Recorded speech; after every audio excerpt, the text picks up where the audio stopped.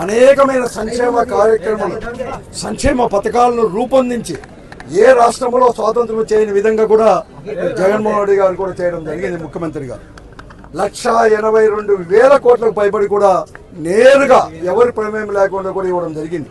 అంతేకాకుండా 2019 నుంచి 24 లోపల ఆ రోజు చంద్రబాబు నాయుడు గారు 2014 నుంచి 19 5 సంవత్సరాలు ముఖ్యమంత్రిగా ఉన్నప్పుడు 20,000 కోట్ల రూపాయలు ఆ రోజు ప్రజలకు సబ్సిడీ ఇవ్వకుండా, అంటే